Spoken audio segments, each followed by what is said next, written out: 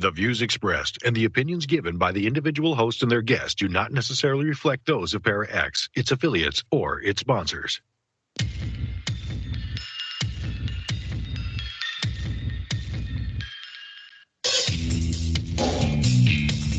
Supernatural, metaphysical, paranormal. You know, all those things you've been wondering about. Are you ready to go deeper into the realms of the unknown? I hope you've got your walking shoes on, because life is an adventure, and this is the journey. Come on, let's go.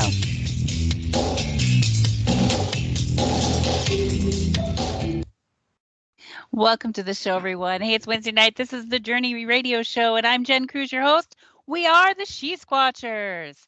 I've got my trusty teammate on the line. I've got Jenna Grover. Jenna Grover with a mute button problem again. Hello, everybody.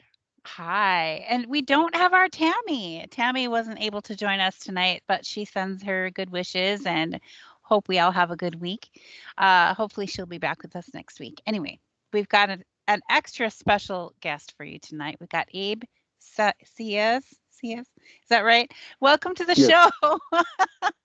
Hello, how y'all doing this evening? I hope y'all having a great evening.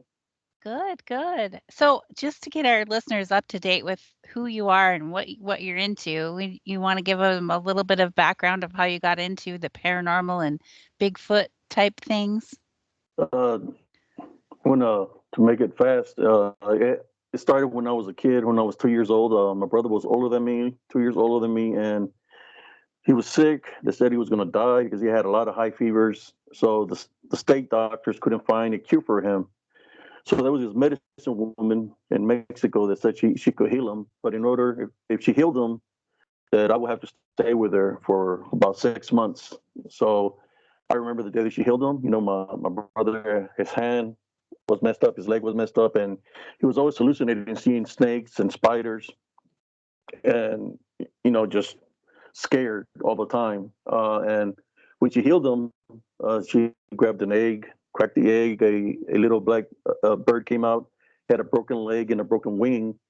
But my brother became healed. It's like he could walk straight and his arm was good, and he stopped having the hallucinations. So they took my brother to the States, and I stayed there with a medicine woman.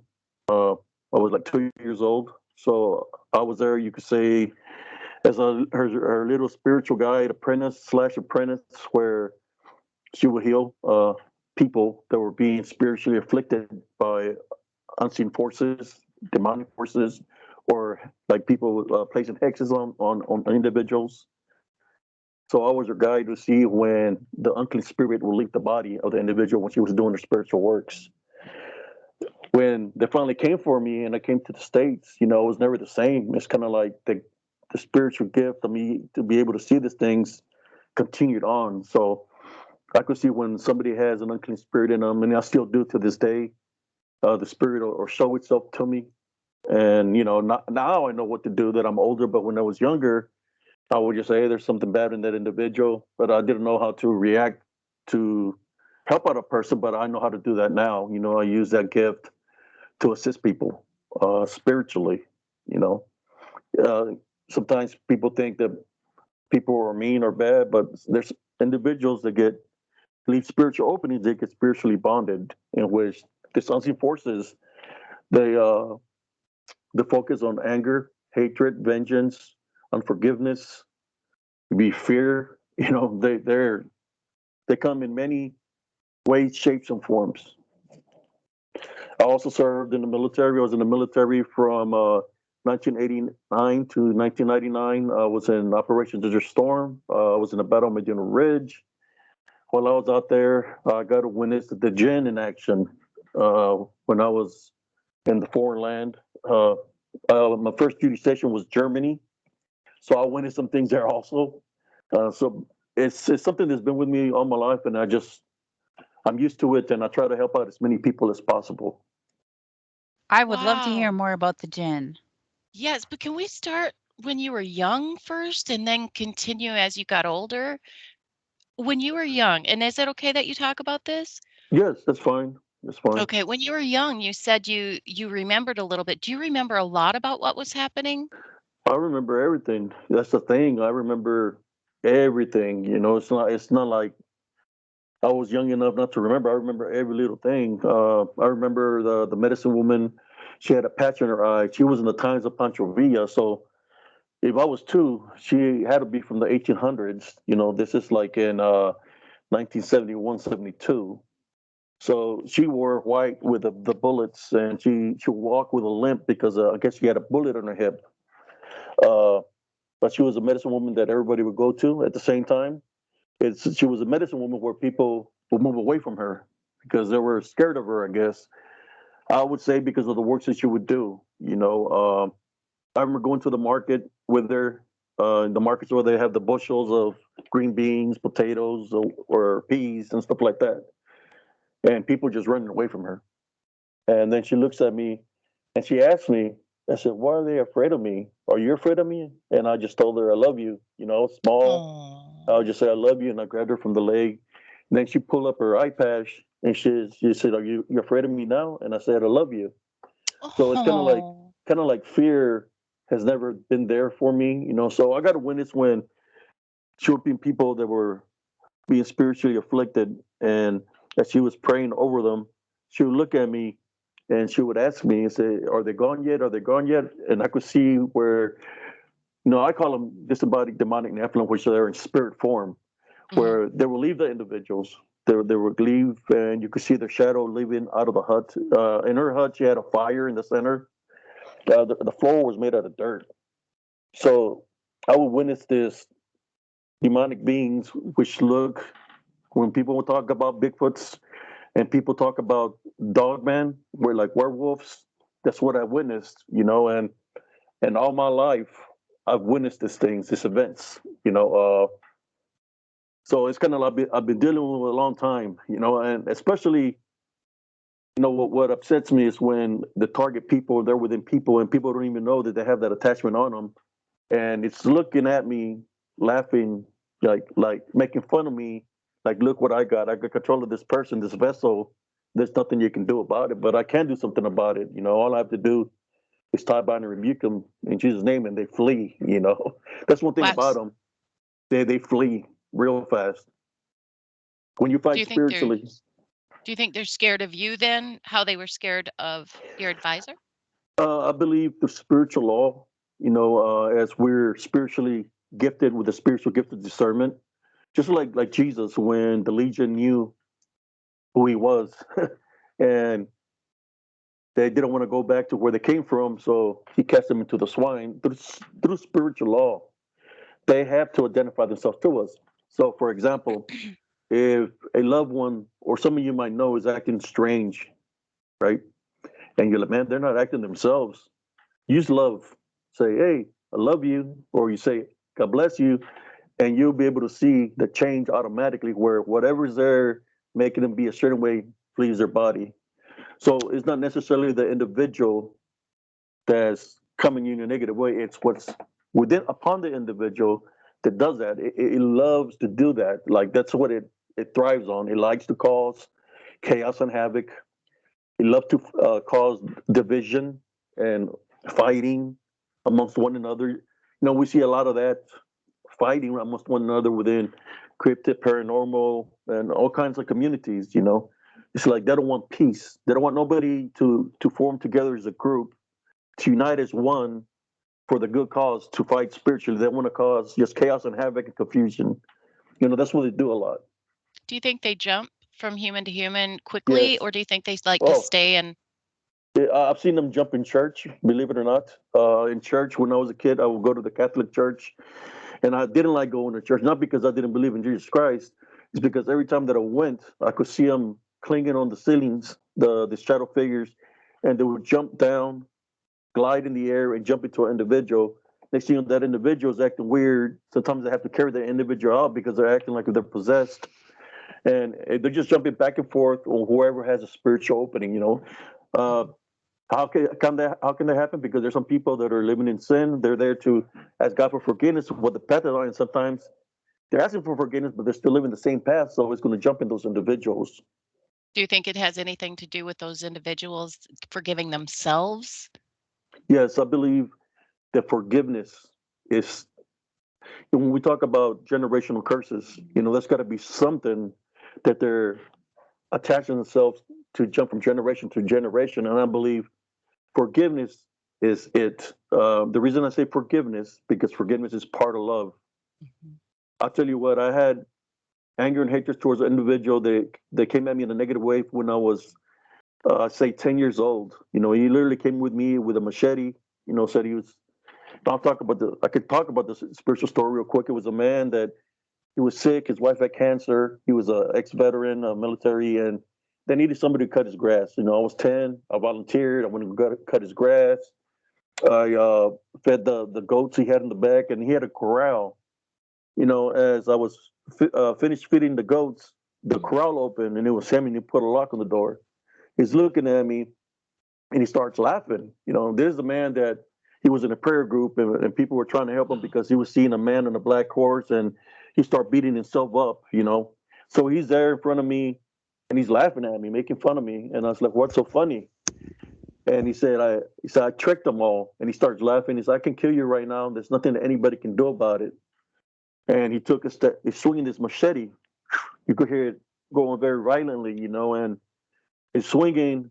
I felt something spiritually, and I told him, "I have a message for you." And he looked at me and said, "What's that message?" He said, "The Heavenly Father told me to tell you, if you take one more step, your life here on earth is going to be over." One of the things he admitted, saying he was a Satanist, that he believed in the devil. So he tried to lift the machete up, and he couldn't lift the machete up. He tried to take a step forward towards me. He couldn't take the step forward. So then I knew that the Heavenly Father was giving me the time to get out of that situation. So I jumped over the corral and ran back home. I wasn't scared. As I was running away, he couldn't move, and he just said, "Tell your parents what happened here tonight. They're not going to believe you." So I made it all the way home. I told my parents what happened. They took me back to that house. The man came out of his house, and they asked him, "Did this and this and this happen?" And he was like, "You know how kids are. They like to lie." So I'm like, it's like he had some kind of control over him. He was already deceiving them of who he was. But I knew the truth, his true colors. But in that nature, you know, that's the path that he chose. But I had to forgive this guy because I went through a lot from 2002 all the way up to around 2015. I was fighting spiritually for my life. I was getting attacked by unseen forces. We're literally getting hit. I would fly 5, 6 feet, tumble and roll, get up with my guards up. There's nobody around me. I was getting attacked by an unseen force, and I was like, "What opening do I have?" And it was unforgiveness. I remembered him. So when I truly forgave him 100% from the heart, all the things that were happening to me ceased. They had one final attempt. The final attempt is when they came at me. They showed me their shadow form figure. They showed me telepathically where they were from. They showed me this place where you could say fire and lava. You could see where souls were getting tortured, where their flesh was coming on and off. And they asked me, "Do you want to know our names?" I didn't respond to them, when they were talking to me telepathically. And then the next thing you know, we're back in the room. And then they asked me, they said, "We want you to do something for us." They said, "You do this for us, we won't mess with your son or none of your family members, but you got to do these things for us." I didn't say what, but they said it. They said, you need to take your life. That's what they said. But you see, I knew God is a forgiving God. I had already forgave the person that you could say I hated in the world. So what I did is, first of all, I prayed for my brothers and sisters, and I know my son is protected because I prayed for him. Second of all, I take authority over you in Jesus Christ's name. I tie, bind, and rebuke in Jesus Christ. Then you need to leave. Actually, just as soon as I said that, they departed, and that was the last time that I seen them. But I guess when we get spiritually targeted by the works that we do. I like helping out people spiritually, whether it's cleansing a home, helping somebody get an unclean spirit off of them. Normally when an unclean spirit is upon somebody, it's bonding them. Their senses, the hearing, the seeing, the smelling, the mouth. those locations that I'm talking about, that's how they attack also. If you have an opening, you're going into a location, you're not prepared spiritually. You don't prepare spiritually by saying a prayer or having extra protection around you. The ultimate protection is the Heavenly Father. If you don't prepare yourself before, during, or after, they can attach themselves, and that's what they go through: nostrils, the ears, the tear ducts, and the mouth. Uh, Sometimes it'll feel like a gust of wind. I know that y'all have gone in investigating where you're out there and it just feels like something hits you in the mouth, it goes down your throat. Well, that's those disembodied spirits. Well, I'll call them DDN, which is disembodied demonic Nephilim, or people can call them the Legion because they're trouble in many. So if I had something around me, you'd be able to see it. Yes. And then you point like this and go, oh, no, I'm just kidding. But say you did see something within me. Would you take me aside and later and say? I would take care of it right off the bat. If I see something upon you, I would type out and rebuke in Jesus Christ's name so it can leave you. There was this man, matter of fact, that walked in. I was at a restaurant eating, and I knew the man because he's my wife's boss. I was sitting there, and there was this lady, African lady, sitting at the table in front of me with her eyes rolled white, looking at me with white eyes.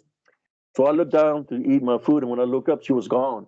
But then he walked in, and he was kind of slumber, and I felt spiritually there's something wrong with him. So he went up to another room to start, order his food. I went to him and I say, I can help you out spiritually, but are you willing to accept my help? Yeah, and he's like, yes, I'm having all these problems. I don't know what's the matter with me. I'm very weak. So I went to his home. I cleansed his home. And when I was cleansing the home, the unclean spirit was trying to hide, but I could see it, where it's moving around. It's trying to hide in the darkness. So I placed crosses in every window, every doorway. So Physical crosses or? With holy water or, Okay. with anything that's natural mineral like garlic, like making Oil. combinations of things like olive oil. You can make, in that nature. So Dang, then we have to have a conversation later because I love you. Okay, go on. So then after that, I could still sense there was something there, and I felt it was upon him, So I did a cleansing of his body with an egg, So if there was an unclean spirit there, I was already protected spiritually. I wanted whatever was there amongst them to go into the egg, right? Because the egg is like a life or a host. So I did the sign of the cross on him, and when I finished doing that, when I went to his legs, I seen an image of a dead body, So I felt that whatever was going on him was dealing with death. So when I cracked the egg and it got into the water, you could literally see a skull in the water, and he was freaking out with this. But at the same time, I told him that he needed to take authority also to whatever's there to leave. So he took authority over whatever was there to leave. And when we went to go take a little break, we went back to the room. The room was way lighter. It wasn't dark no more. It was light. You could see in the closet, in the hallways. And normally that's what when there's something negative in your house. It's going to be where it's the darkest. You're going to feel a presence there because it's hiding there. But once you do the cleansing in your house, you're going to notice that the dark room becomes lighter. That means that whatever is there is gone spiritually.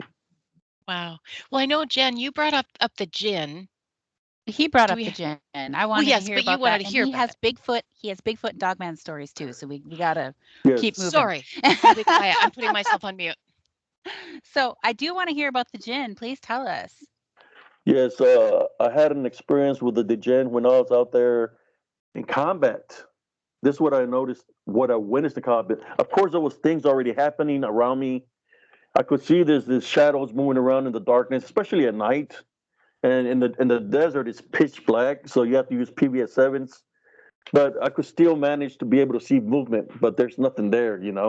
So I said maybe it's just my mind playing games. But in the front lines in the Battle of Medina Ridge, we're fighting the Medina Republican Guard, which was Saddam Hussein's elite army. and we had already destroyed most of the army, and we was within 500 meters of the enemy. And people were coming out of foxholes and stuff like that, out of the ground, out of the underground bunkers. The tanks would have moved that fast because the sun would go into the VPAC, so we're going like maybe 8 to 10 miles, possibly 11. That's how slow we were going in the tanks. And there was one guy that jumped he came crawling like a snake out of the ground. He literally jumped 10 feet and landed on top of my front slope. And what I noticed with his eyes were like yellowish. So it's like I'm seeing this guy, and I'm like, man, what's the matter with this guy? And he's got a smile on his face, and he's got an AK-47. So the people on top of which is a turret, they couldn't see him because of the smoke. The smoke rises. So I had to do what I had to do. As he looked up, I opened my driver's hatch, and when he looked down, I did what I had to do to eliminate the threat. So as we kept on going forward, this is what I witnessed. There was people. They were surrendering. They had the white flags. White flag stands for surrender. And their weapons were in front of them where they had already given up, and they had the white flags.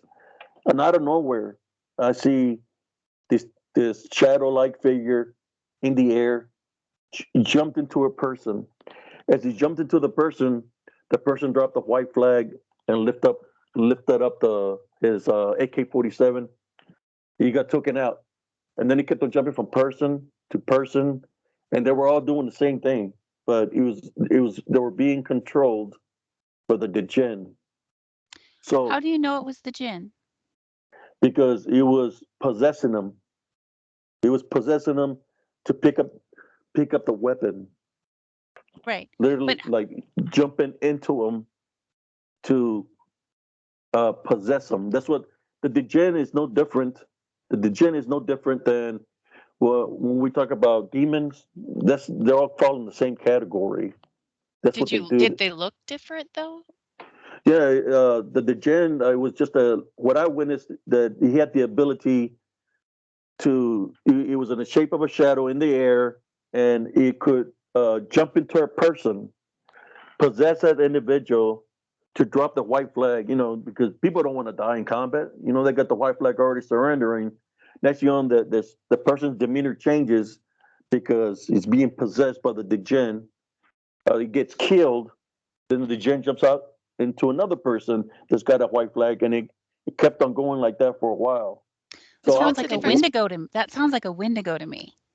Well, not in the Muslim world. In the Muslim world, they're called the Djinns. That's where we're at. It was near the borders of between Iraq and Kuwait, where we were fighting spiritually. By the way, thank you. Yes. Yeah. So they just look like shadows? Well, the way they looked to me, because it was daytime, but there was a lot of smoke. I was able to see their silhouette, how they looked. They're pretty big, but when they would, how should I say, teleport or go into a person, then the person with the white flag, you can see the fear in their face. So maybe they use the fear to possess an individual. And once it possesses them, you can see in the demeanor where the demeanor of the individual changes, like it's not the individual. And then the person gets eliminated because they're pointing the gun at us. And then it's jumping from person to person to person. We could say the Djinn, hellhounds, and other beings with red eyes. You could say they're kind of like soul collectors. They like to collect souls.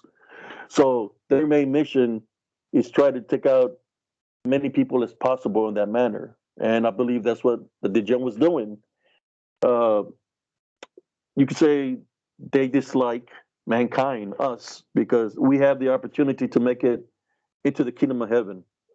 They don't. So they're going to try. If there's a way or an opening for them to take somebody out, they're going to do it.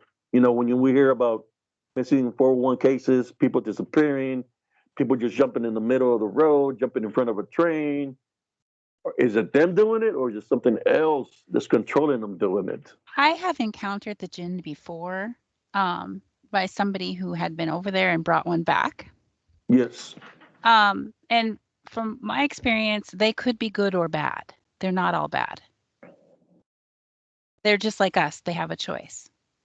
Not what I witnessed. I went out there 2 times, and the second time around that I went out there back in '95, they come mess with me every night. They would come and start choking me, and I thought he was a soldier messing with me, so I would leave my back unzipped. I could hear him running towards me, dragging my sleeping bag. Every night, you could hear them running towards me, and I'm got my guards up, but there's nobody around me. One time I was pulling guard, and one of my soldiers had to go to the restroom, so I let him go to the restroom. Next thing you know, I see a dark figure sitting right beside me, looking at me, and I'm looking at it, and I said, I start praying within myself, the Our Father, and then I hear gear, like somebody's running, and I seen like three, I believe there were three spirits of soldiers that had passed away. They ran through the costume wire. So, I'm praying the Our Father, and whatever was sitting beside me left. So the following day, they're like, hey, we're going to do PT. So we started running, and one of the guys broke his leg because his foot went through a hole. So when they pulled him out of the hole, there was three dead bodies, remains of three skeletal bodies inside that hole where he broke his leg. And I believe what I witnessed tonight with the spirits of those soldiers that were buried in that hole, But yeah, the Djinn, if you set up a fire, they'll come. You set up a fire. We used to burn trash out there. When you're burning the trash, you see them. They're standing around the fire because they're gaining energy from the fire. They'll stand. You'll be able to see them because there's no trees to play, no mind games. It's all an open desert. So you'll be able to see how tall they are because they go around trying to get the energy. And at times, the soldiers come back from overseas or from that area with a possible Djinn attached to them. I see it all the time being near Fort Hood, Texas, the biggest army base there is in the United States or possibly in the world.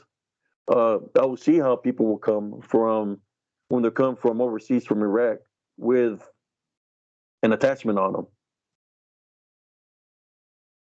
Their demeanor changes. They just focus. They're angry all the time, and the thoughts that come to them is evil. And it's like they don't want to talk about love. They don't want to talk about nothing good. Just I try to help out as many people as possible, and there's some that's so bonded that they take their lives. The one that I encountered had there was three of them, and there was a woman over there. She was a Reiki master, and she was doing work for a company, but she wasn't with the military. And they approached her knowing that she was gifted and could interact with them. And they told her to tell the people to stop warring because they were sick of it. They wanted them to stop it. And she says, nobody's going to listen to me. One of them got mad at her and attached to her because they were frustrated. And so she ended up coming into me. She traveled to Minnesota from Colorado to come and see me. And I worked on her for about 45 minutes before I even saw it. It was so hidden. It was so hidden. And what happened in that interaction was very, I was hearing instructions like, do not have judgment, only love, like that he could sense what I was feeling. And the message that came through me to him was that everyone is invited to return to center and work for the good of all now. And that everyone, regardless, is invited to return to center. And he let her go. And he did, because I said, what did she do to you that you did this to her? And he said that he told me that they asked her to make them stop fighting, to tell them to stop, and she wouldn't do that. And I said they wouldn't have listened to her anyway. She's just a civilian. It doesn't matter who you are, nobody's gonna listen to that. And he did let her go. He let her go, and he returned to where he came from. So from what I was gathering from that is they get just as frustrated as we do. Yeah, there could have been possibly maybe a spirit of a person, if it was a Djinn. It showed me its tattoos and everything. the Djinn have tattooed faces? Because the ones that I encountered, they look burnt, like they came from somewhere else, and you can see cracks in their face where it looks like fire or lava. Yeah, That's how like they look. flames. I saw tattoos of like flames going across their faces. That's what I seen. They were all burnt. I didn't see no tattoos. The ones I encountered out there in combat, they were literally possessive people, so that people could die. So I hear you. I'm sure that that's true. Maybe I encountered some bad Djinns. I never heard of a good one, but the ones I encountered out there were bad. Well, remember in the Bible, was King Solomon had the Djinn at his disposal. Remember? He had the Djinn at his disposal, and they would do tricks for him. Wasn't the Solomon the one that would be able to manifest or shapeshift into a werewolf? Yep. He brought the Queen of Sheba's. He brought the Queen of Sheba's throne in a twinkle of an eye when he told the Djinn to do it. Yeah, so that's what I'm saying. So when I'm talking about the balance, I believe within the balance, he sided with the dark arts. Within the balance in which he could do certain things in that nature. But we see it all the time. I used to deal with witches and warlocks when I was a kid. Yeah, I know you heard what a lechuza is. It's a form a witch takes. I would ever since I came back from Mexico, and I was, you could say, helping the curandera, they would come at me. I was always spiritually targeted. Till this day, I always get spiritually targeted. But it's first a nature for me. I'm used to it. I'm not scared of them. The only thing I do is maintain my foundation and deflect any negative energy, let it go back to the sender. So I don't worry about it. Whatever happens, that's upon God and them. If they wish death upon me, but we all know spiritually it goes back 7 times fold. So I don't worry about those individuals. All right. With that, we have to go to our 2-minute break, everyone. So stay tuned. We'll be right back. Oh, we were late going to break. I was like, oh gosh. All right. I gotta watch for the go. All right. God, the show is going so fast already. Yeah, that was an interesting experience with the Djinn. I was getting a lot of information in the moment when that happened, telling me to.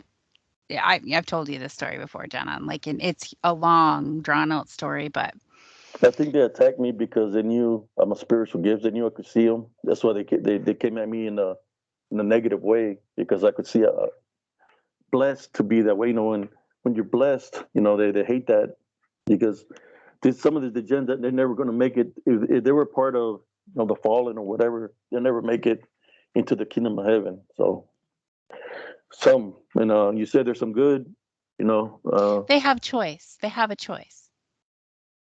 So that's what I was told, that they have a choice, and they get very angry when they're judged.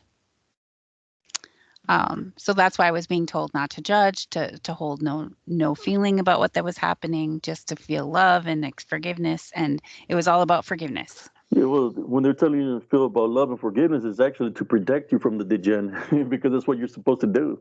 If you really think about it. Because if you anger towards them or try to argue, that's a spiritual opening for you to get spiritually attacked. So when you forgive and you maintain your love foundation, they can't spiritually bond you or attach themselves to you. Yeah, but he did choose to let her go. He was killing her. He did choose to let her go. But that's the way you overcome, is through forgiveness and the love foundation. You have to use that, and of course, through the Heavenly Father. We have more authority toward these things than people don't think of. That we have more authority. Welcome back to the show, everyone. This is the Journey Radio Show, and hey, we're the She Squatchers. Why don't you check us out online at shesquatchers.com, and there you'll find out that we are also on YouTube and Facebook and Instagram under She Squatchers Official. So please come and like and follow us there for all of our latest of what's going on, and please subscribe to our YouTube channel as well. So we're back to the show with Abe Sias, and I was about to ask him about, he had shared with me off the before the show that he had some Bigfoot and Dogman experiences while he was in the military, and I really wanted to ask him about that while we were still on the show. So can you please tell us more about that? Yes. The first time I ever encountered a dog man was when I was growing up. I was going to my cousin's house. I was like 14 years old, going to their house, and I seen somebody following me. But what was weird about it is they were huge, and they were literally just crossing over the link fences in the block. Where I come from is in South Texas, and this dog man, they were different. They were part human, and the face was of a werewolf, and they were following me. So, I was young. I got a little bit scared, so I ran to the church. The I knocked on the priest's door. He let me, he told me, how can I help you? And I told him that something was following me, that I needed his help. So he opened up, took me to a little room, and he was asking me what's going on. I was telling him that I was being followed by this half human creature beings. Uh, he told me, oh, it's probably just your imagination. There's a Catholic priest. So he's telling me this. His name was Father Ralph. The doors opened behind me, and through his glasses, I could see what I seen following me, looking at him. Sweat started coming down his face, and when that happened, he said, "You need to leave." Instead of helping me out, he left me out for the wolves. So when I went out there, you know, I jumped around with my guards up, but I didn't see nothing. So I ran to my aunt's house. That's one of the first ones that I witnessed. Was then. Also, I was in cross country, and there's a lot of dirt roads where I come from, and I was running one afternoon, and as I was running, I got hit. You say you can't say bad words, but I'll say manure. Feces hit me in the face, hit me in the chest, that it knocked me back. I was running full speed. I was a cross country runner. I looked up to the air to see if there was a airplane. No airplane, no nothing flying in the air. So something literally threw something from me from the woods and hit me right in the face, and it was nothing but manure. So I ran to the cemetery. There was a water faucet there. It's also not that far away from the cemetery, and I cleaned myself up and I jogged back home. That's one of the encounters that I had, and after that, I had one more. It was at nighttime. I lost my mother at a young age when I was 15. So I was gonna go. I was driving in a 1965 Ford pickup. I was driving down the dirt road, and there was a ranch. It was already nighttime, and I turned to go down the road to the cemetery. And as I'm driving, I noticed that I'm going 40, but the truck is not moving forward. So I step on the gas. I go 45, and it's still not moving forward. And I could see the poles in front of me. So when I look to the rearview mirror, I just see something dark. And I'm still pushing the gas, it dropped the rear end of the truck got dropped. And when it got dropped, I almost hit the pole. So I got scared. I was still young then. Uh, I went all the way home, and I was pale like a ghost. And I told my cousins what happened, and my brother. They looked at the truck, and the whole tailgate was ripped off. So something picked up had the ability to pick up a moving truck going 45 miles an hour on a dirt road and rip the tailgate. Uh, the other encounters that I had was while I was in the military. When I was in the military, I was working for S3, which is Center of Operations for, at that time, it was called 132 Armor before it changed to 212 Cav. We were set up in the top, we have to set up on the hilltops or mountain ranges, so we could get better connection to be able to keep a track where all the troops are, and communicate with them. So I was in charge of the night shift and of the generators. So we had to keep the generator running 24 hours. That evening, it was raining outside. I went out there to fill up the generator, and as I was filling up the generator, rocks started rocks were hitting all around me. And I'm looking, and these rocks are being tossed at me, and it's pouring out there. It's literally pouring. I'm in my Gumby suit, which is a green all wet weather gear, and rocks are being thrown at me, big rocks. So I'm looking and I'm thinking it's the my NCO that's in charge of me messing with me, you know. So I fill it up real fast and I go running inside the tent, you know, and I was upset, you know, because those rocks almost hit me. So when I went in there, he's not even in his in rain gear. He's not wet. He's just there with his cup of coffee. And he's like, "What's going on?" I said, "Boy, you messing with me?" He said, "What are you talking about? I've been in here drinking my cup of coffee, you know." So it's like following day. This following day, when the talks, there's people that work in the talk, so they have their tent set up, maybe like I would say 50 yards, 60 yards, possibly 100 yards away from the main talk, right? Because you get the day shift and night shift. Early in the morning, I hear the sergeant major mad. He was cussing. He said he was mad, and I went over there to find out what was going on. Well, this what happened.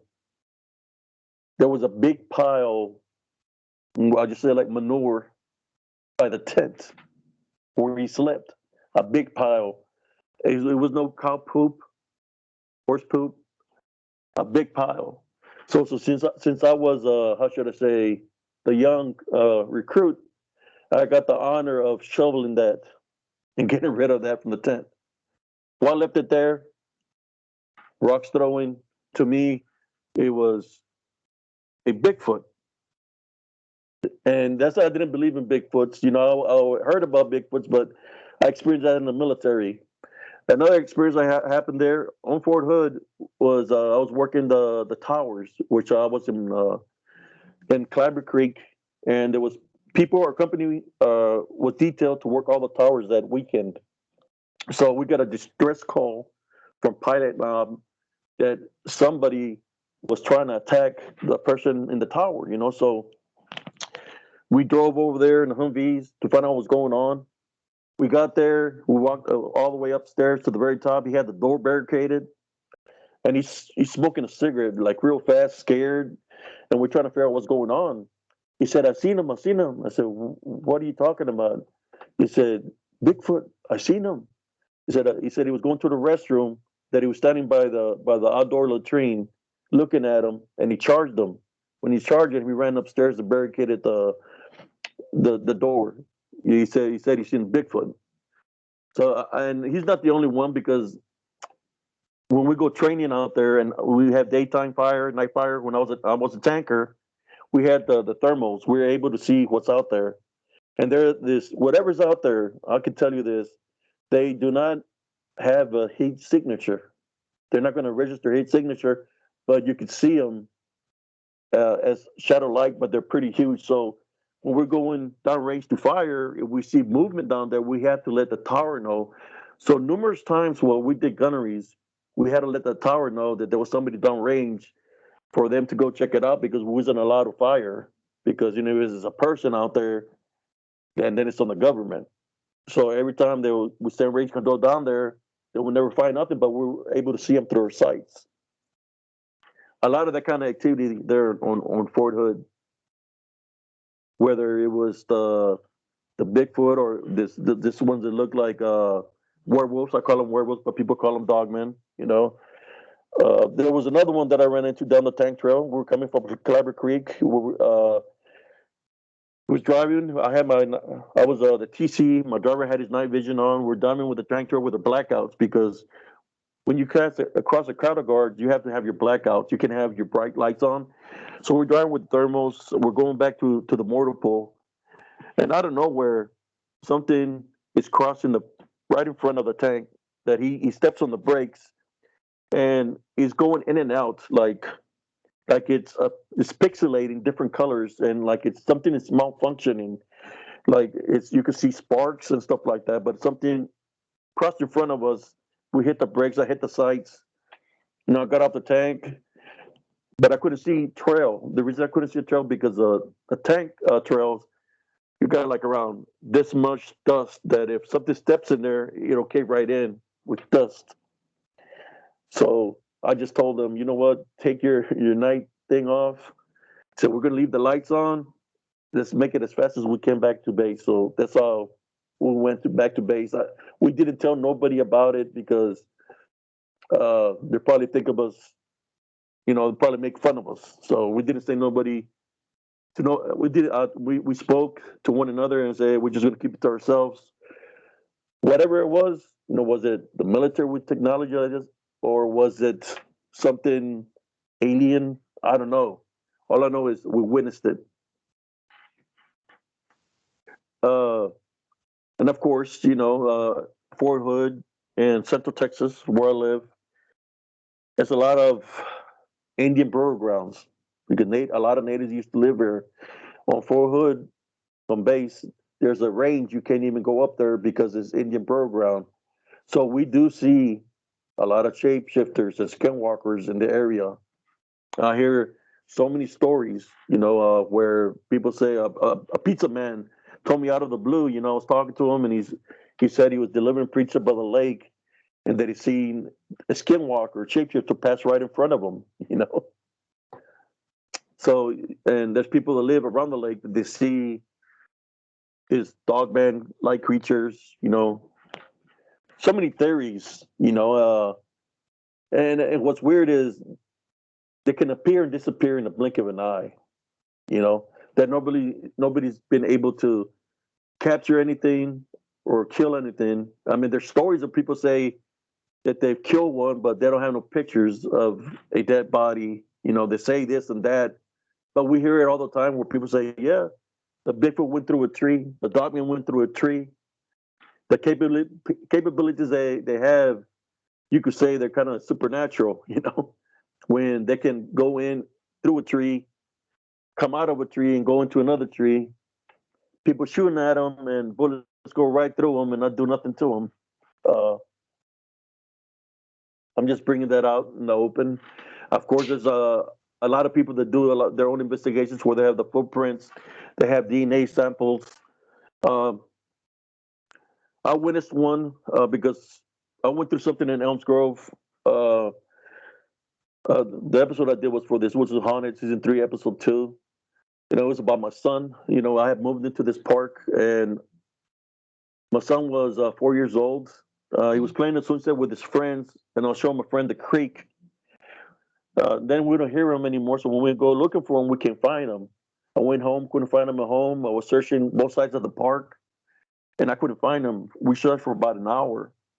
The sun was setting already, and I start praying to the Heavenly Father to guide me to where they're at, and I was able to see something which looked like hair behind a bush. So I ran over there. I see my son and my friend's daughter in a trance-like state, and I'm trying to talk to them, and they're still in trance-like state. Like they're not saying nothing to me. Mm-hmm. When they snap out of it, I asked them, "What are y'all doing here?" They said, "The man in black called us." Right?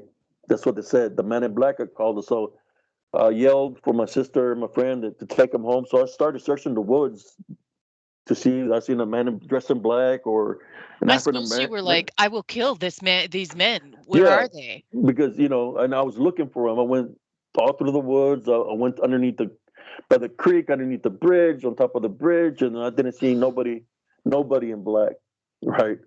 So I was, I'm ex-military, so I said, okay, I'm gonna pull out my gear, and I'm gonna go find whoever is lure my son out there because he's my only son, and I was also mad because I'm a friend's daughter. So I got my gear out, camouflaged myself, and I started doing recons out there in the woods where I'll be in the woods in the dark at nighttime till 3, 4 in the morning just to see I even encounter a man in black. I was set up by this tree line. Mm-hmm. As I'm set up by this tree line, I walked in the tree line, I hear a weird noise, like something making a yell, some kind of yell. And when I looked to my left, what I witnessed, it was from probably like knee high. It had a lot of teeth. To me, it seemed like a little Bigfoot, right? All hairy with a lot of teeth. And it's making this yell at me. I'm not afraid of it. I have a machete on me because, like I said, I was prepared whether I run into something spiritual or physical. So I got this machete on me and I have the option of try to eliminate the threat, right? Because it's making this weird noise, but it was more of a yell for help. So something within me spiritually says, don't do it. So I didn't. I put up a machete and I left it alone and it kept on squealing, making this weird noise. As I'm walking out of the woods onto the highway, this massive creature, massive. I'd say it was probably 13, 14, possibly 15 foot tall, brushed right up against me. But when we brushed, yeah, I could feel the energy of it. And I felt weird. And he passed right beside me. It was massive. And he was going to the one that was crying for help, I guess. So as I'm walking back on the highway, I start feeling weird, like if something was trying to, you could say, uh, possess me. So I start going into prayer automatically. I make it all the way back home, but I'm not feeling good. I'm not feeling like myself. So I go sit in the park and I'm praying and I'm praying and I'm praying and I'm praying and I'm calling upon so I can feel better. You know, I'm praying. I start feeling better. I go home, get in, take a shower to get the scent of whatever was there squealing at me. And I start praying for the Heavenly Father to bless the water so I can feel better. But that's what I witnessed there in Elms Grove. Wow. They take many. They can mimic voices. I don't know. They can mimic the voices uh, of y'all. You could be there for about 5 minutes in the location in Elms Grove. You could be there, not even saying nothing to anybody, but next thing you know, you're hearing one of your friends or one of your families calling you from the woods for you to go over there, and you're like, how are they here? They're in a different state. That's what happened to me with one of my friends that moved to Pennsylvania. That she said she made it home to Pennsylvania. So I'm sitting on the table, and I hear her calling me from the creek. The first thing I heard was rocks being thrown, but then I hear her calling my name to go to the creek, and I said, "Is that you, Belle?" And she said, "Yes, it's me. Come here, come here." But I already knew because I hung up the phone with her that she was in Pennsylvania. So it mimicked her voice. Then it changed to the voice of three of her daughters. It mimicked her and three of her daughters because it was trying to lure me into the creek. Mhm. They have those capabilities that if they can mimic a voice, they also have the capability of manifesting or looking like somebody like me or you. They have those capabilities. I believe many people have gotten lost in that manner. The people that are missing in the woods Like because the they're following, 411. yeah, they're following the noises of somebody cry for help. That's what happened to me when I got surrounded by those six, what seemed to be dogmen, or you want to call them unclean spirits. There was a woman crying for help. My sister woke me up. I got up and then I said, "What's going on?" She said, "There's a woman crying for help. Just screaming real ugly. Somebody's hurting her." So I go out there. It's cold, and I hear the woman crying for help, like she's in serious danger.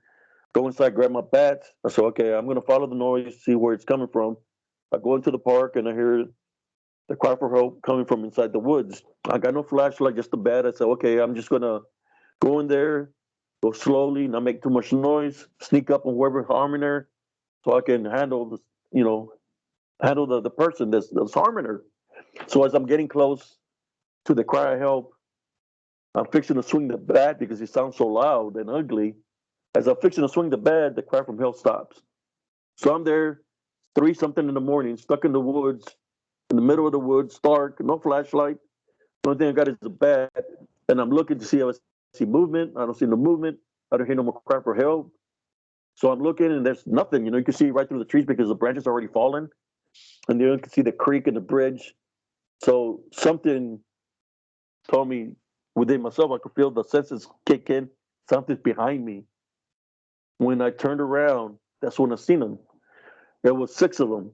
The closest one to me was, I would say, like 6 foot away, 6 foot away, standing by the path, by the tree line, and I could see there were six of them because they had white glowing eyes. They were over 7 foot tall, probably. I would say like between 8 to 9 foot tall, and they're looking at me, and I'm looking at them, and I'm trying to ignore them. And at that time, my mind is like, I look how big they were. The bat, I said, "Man, this bat it looks like a toothpick compared to how big they are." I said, so my mind is saying, "Okay, you can run into the creek, but this one is close. It's going to chase you." you can run to the bridge. The ones to the left flank, they're going to chase you down. So I know that we have to overcome fear. So I had to try my best not to show fear. So what I did, I went to my safe haven, which is I go into prayer. I went into prayer, started saying the Our Father, and I didn't take a step till I felt safe. I could feel the heavenly presence of the angels around me. So when that happened, I started walking the same way I went in, and I could see them turning their heads looking at me. And what's weird is they're talking to me telepathically. And this is what they're saying as I'm saying the deliverance prayer, the Our Father. They're saying, this is what they're saying, the Holy One, the Holy One. All of them are repeating what I'm saying, the Holy One. So I kept on praying and walking, and it's like I could sense one right behind me when I ran around the bend, but I never turned back. I just maintained my faith, and I got out of there safely in one piece. But I'll never forget that. That experience was. My sister was waiting for me on the porch, and she looked at me, and she's like, "Are you okay?" She could see I was pale as Casper because of what I experienced. I went in there, took me a shower, prayed for the water to be blessed, to get any scent off of me. But it was people sometimes mistake. They say that the cougars or wildcats can make noises. It sounds like a woman yelling for help. That's what they say. I know how cougars and wildcats look because I seen them in the military when I train nighttime. They're in fours. What I seen out there was on bipedal on twos, and they're real tall. That's really fascinating. It all is. Yes, Wow. yes. Yeah. You've kept me quiet, and I talk all the time. She's not lying. She's not lying on that. Jen. No, I'm just kidding. I'm really. I just wanted to talk as much because I know we have a little bit of time. My crew seen them out there on the ranges it was called Tank Table 12. We'll go qualify our tanks. We're going to go get her evaluated. It was like 3 a.m. And it was me, my TC, and the loader and the driver because we were a 4-man crew. We're walking and we see them. We seen 3 of them standing there by the edge of the wood line looking at us. And what we seen was 3 werewolves looking at us, standing on twos. And me and my TC look at each other and we say at the same, "Did you see that? Do you see that?" We turn back, they were gone. And What then do you think they are? And then he said, "Well, sometimes things are just left for Mother Nature to know what's out there." What do you think they are? Well, I believe that what's out there is, it's demonic. That's what I believe they are, demonic of nature. You got to think a lot of the natives. You got the shamans, and a lot of them practice witchcraft and necromancy, and in Central Texas, there's a lot of, should I say, burial ground that they built over. So in the locations of the houses, things happen, in that nature. Even I believe what I was told after I did my show on This Woods 163 episode 2, that it was this old man that said that the airport where I live, they were digging it up because they were rebuilding it, and they found a massive grave site of natives. So they were ordered to build over it again. So you could say it's graves of spirits of natives that are resting. Yeah. So that music says we're at the end of the. That music says we're at the end of the show. Do you have a quick way for people to contact you? Well, I do have my group, Spiritual Encrypted Encounters, on Facebook and on YouTube. I also got short reels under Abe Sias on TikTok. You're more than welcome to contact me through Messenger if you like, or you can subscribe or go to my groups and contact me through there. You're more than welcome to have pictures or whatever. If you need spiritual help, I'm here for y'all. Thank you so much for coming on the show with us tonight, Abe. We really appreciate you. And good night, everyone. Thanks for tuning in. Thank you Bye, for the everybody.